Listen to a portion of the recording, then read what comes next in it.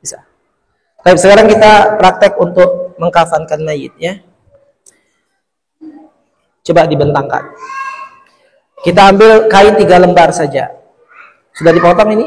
Belum, Ustaz. Masih Belum. panjang. Oh. Ini lebarnya masih kurang. Ini lebarnya masih kurang. Ini kain kafan ini lebarnya masih kurang, seharusnya dijahit dulu biar dia lebar. Ini nggak bisa menutupi badan dia. Ini kain kafan bener atau untuk sholat? Apa sejadah? Hah? Kain kafan. Nah, ini kalau kain kafan kayak gini berarti dia masih terlalu kecil. Oh, biasanya lebih besar, Ustaz. Ya, yang lebar. Ada yang lebih lebar dari ini? Ya, sekarang kita coba untuk gunting dulu dua Panjangnya terserah, Ustaz. terserah lah, segini aja. Gunting situ. Ya, gunting ke situ. Lagi dengan panjang yang sama. Hah? Iya.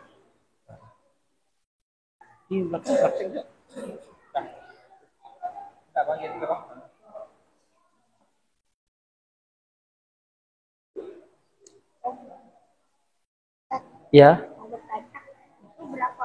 Berapa ukuran kalau nama kaumnya? Gak ada, sesuai dengan orangnya aja tingginya. Ini random aja.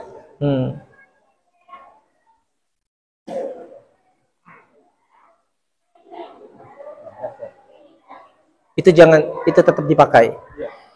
Nah, ini kalau kita lihat ini kain kafannya kurang lebar. Jadi kalau misalnya untuk orang dewasa ini nggak cukup untuk menutupi badannya. Coba kita praktek. Mana siapa tadi yang jadi?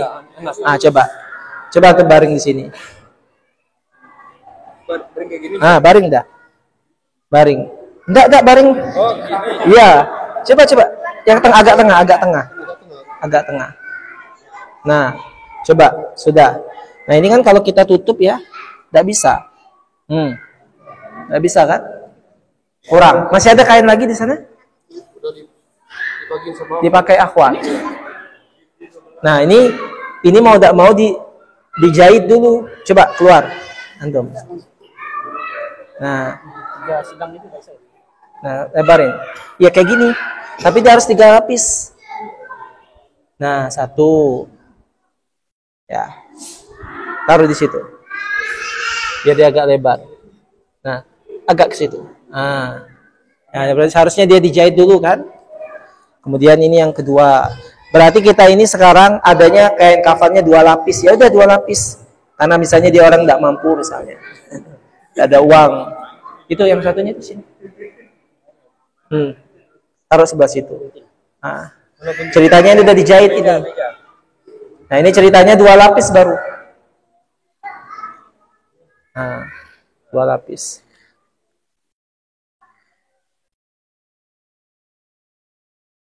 Dua lapis ya. Itu masih bisa? Lapis ketiga. Nah, kalau ada ini lapis ketiga. Ini lapis ketiga. 3 lapis ya. Hah? 2,5. Tidak apa-apa. Kita intinya seharusnya dia dijahit dulu kan antara ini dengan itu. Jadi dia panjang lebar. Nah, seperti ini. Ini ceritanya kain kafannya 2 lapis setengah. Ya. Baik, sekarang silakan baring di sini. Terus talinya ada? Tali pocongnya. Tali yang itu saya lihat, yang itu dipotong. Gunting jadi tali pocong.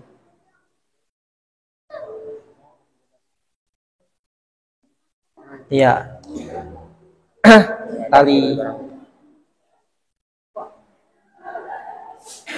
Nggak usah lebar-lebar. Banyak-banyak. 5 helai.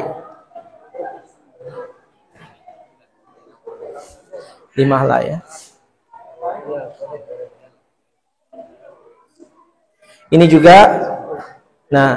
ini juga kurang panjang, berarti nanti antum sambung.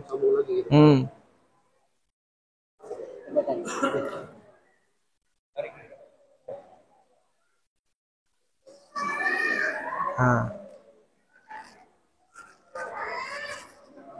Tolong sambung. Nah, terus.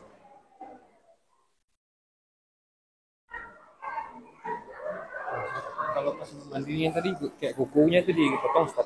Kayak bulu ketiak. Kalau dia panjang, enggak juga ada apa-apa. Kalau mau dipotong, enggak masalah. Kalau dia panjang. Iya. Kalau bulu-bulu ketiak enggak usah. Kuku maksudnya. Kuku biasanya. Ya.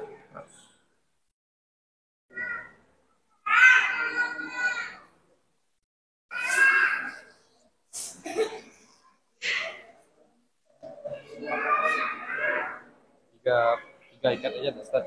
Ya, 3 ikat aja. Enggak apa-apa 3. Bagusnya 5 ya. Coba sekarang kita adanya 3 ya 3. Karena mayatnya kecil ya. Ya. 3 aja. Oke. Lah pas 3. Udah. Nah, kain kafannya, talinya ini taruh di bawah kain kafannya. Sebelum mayatnya ada, dia ditaruh dulu di bawah. Nah. Satu di bawah, satu di tengah, satu di kepala. Kalau misalnya cuma 3, kalau ada 5 lebih bagus.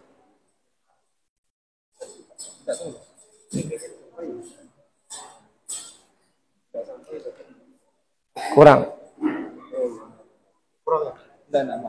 Muat bisa kok. Nah, cukup.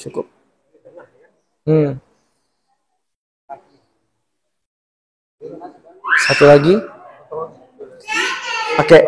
Pakai tali 3 nggak apa-apa. Ah, udah. Baik. Udah ya. Ini kain kafannya 3 helai. Silakan mayatnya dibaringkan dengan posisi mayat ini tetap tertutup kain. Ya, karena dia kan aslinya dia tidak pakai baju ya. Nah, nanti bapak sekalian, pertama yang kita lakukan adalah kita ambil parfum minyak wangi. Ada minyak wangi? Nah, ini permisalan minyak wangi.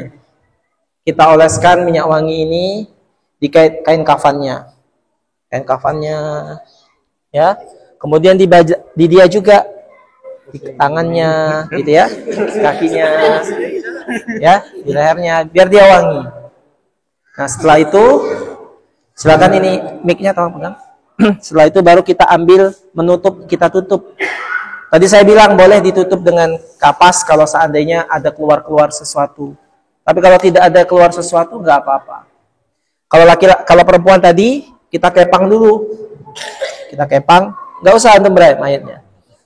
Kita kepang rambutnya di bagian tanduk sini dan di bagian tengah.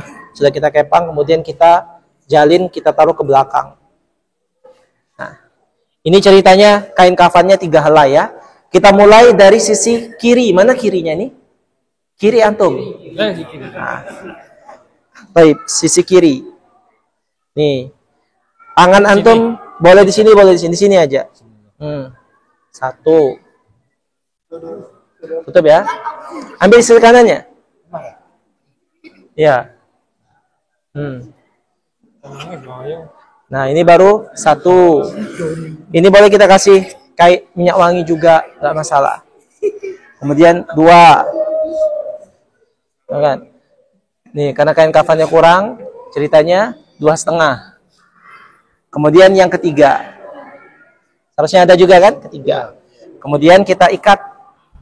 Karena dia cuma 3 kain, ya 3. Bisa bernafas antum, Pak? Enggak, aman, Ustaz. Aman. Cuman menghayati, Ustaz. Nah. Bilang kalau nggak bisa bernafas, ya. Suaranya masuk. Kemudian kita ikat. Iya. Kemudian mayit ini kan nanti ketika dia dikuburkan dia miring ke sebelah kanan kan? Gini kan nanti kalau dikubur. Mayatnya hidup. Jadi kita agak ngikatnya ke sini. Jangan usah bergerak. Kita ngikatnya agak di sebelah sisi kiri ini. Nanti karena pas kita kuburkan itu kan kita disunahkan juga untuk melonggarkan talinya. Jadi gampang mengantar. Jadi kita ikat sebelah sisi apa nih? Kirinya.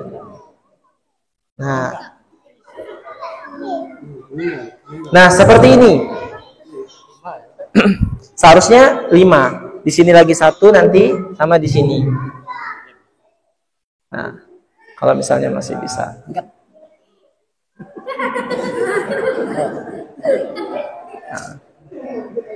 Sini Ustaz. Satunya lagi di sini. Sudah nggak apa-apa.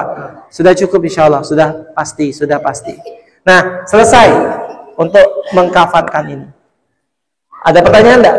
Coba saya sambil jawab pertanyaan ini ya. Mengazankan mayat itu Ustaz. Mengazankan mayat? Enggak ada dalilnya. Ya. Bolehkah anak perempuan ikut mensolati jenazah ayahnya? Boleh sekali. Apakah ada anjuran memotong kuku jenazah yang panjang kukunya? Boleh. Kalau bukan anjuran, boleh saja dipotong kalau panjang. Ya. Kalau tidak panjang jangan dipotong. Apakah ada bacaan ketika menutup wajah saat mengkafani mayit? Ada bismillah wa ala millati Rasulillah. Kemudian dan saat mengangkat jenazah apakah ada bacaan? Gak ada. Kemudian 40 orang yang mensolati harus berjamaah atau boleh sendiri-sendiri bergantian? Karena rumahnya sempit, boleh bergantian kalau rumahnya sempit. Izin bertanya, bagaimana hukumnya jika kita menyiapkan kain kafan sementara kita masih dalam keadaan sehat? Bagus sekali. Apakah boleh jika takziah membaca surat apa itu? Surat Yasin. Gak tahu saya dalilnya. Cara berusaha sabar dan ikhlas. Bagaimana cara berusaha sabar dan ikhlas? Caranya adalah ingat bahwasanya di dunia bukan tempat darul nikmah. Di dunia ini pasti ada sedih dan ada gembira. Kalau mau bahagia sesungguhnya di akhirat sana, di surga. Jadi tidak akan pernah kita itu merasakan kebahagiaan yang sebenarnya di dunia ini. Pasti ada senang dan ada sedih. Ustaz, takut mati karena banyak dosa itu gimana Ustaz? Semua orang takut mati. Semua orang merasa banyak dosa. Ya, tetapi kalau dia takut mati banyak dosa karena banyak dosa tapi terus bermaksiat, itu namanya bohong, membohongi Allah. Seharusnya kalau dia takut mati karena banyak dosa, dia berusaha meninggalkan dosa itu. Tapi kalau dibilang saya takut mati tapi tetap berdosa, bermaksiat, ini sama aja bohong-bohongan. Seharusnya kalau dia memang takut mati yang jujur, dia berusaha meninggalkan dosa semampu dia. Izin bertanya, disebutkan bahwa kita akan mati di atas kebiasaan. Nah, untuk kebiasaan ini banyak kebiasaan seperti apa yang akan menjadi akhir kehidupan. Intinya kebiasaan yang tidak bermaksiat. Selama kita tidak bermaksiat, kita aman. Ya, tidak bermaksiat dan menjalankan kewajiban dan yang sunnah. Tapi kalau kita kebiasaannya suka bermaksiat, maka kita akan mati dalam keadaan bermaksiat. Hukum tabur bunga di kuburan dan memberi air. Tidak tahu saya dalilnya, kecuali mereka mengkiaskan dengan perbuatan Rasulullah SAW menancapkan pelepah kurma. Tapi itu adalah kekhususan Rasulullah saja, kata para ulama. Karena hanya Rasulullah SAW berharap, karena ada orang yang disiksa, kemudian Rasulullah SAW nancapin pelepah kurma, berharap, ya Allah, mudahan engkau ringankan siksanya selama pelepah kurma ini belum kering. Ini maksudnya doa Rasulullah SAW saja, bukan karena pelepah kurmanya itu bisa bermanfaat. Enggak, Rasulullah SAW memberikan doa berharap agar diringankan. Sebatas pohon kurma, pelepah kurma ini masih basah. Kalau kering sudah, tidak lagi. Nah, jadi mengkiaskan dengan pelepah kurma, maka banyak ulama yang mengatakan tidak cocok kiasnya. Kiasnya fasid, tertolak. Jadi menaburkan bunga atau memberikan air, wallah alam, saya tidak tahu manfaatnya untuk mayit. Tapi kalau sekedar hanya untuk tabur-tabur karena entah apa ya, supaya kuburannya indah, wallah alam. Membaca surat Yasin ketika mayit belum dimandikan, saya tidak tahu dalilnya. Adakah doa khusus ketika untuk memegang badan jenazah? Tidak ada dalilnya. Wallah alam, saya tidak tahu dalilnya. Bagaimana jika ada keluarga yang wafat tetapi membuat acara 3740? Saya tidak tahu juga dalilnya. Ya, kalau saya tidak tahu dalilnya berarti saya tidak tahu. Saya tidak melakukannya. Ya, adapun kalau orang mau melakukan terserah dia.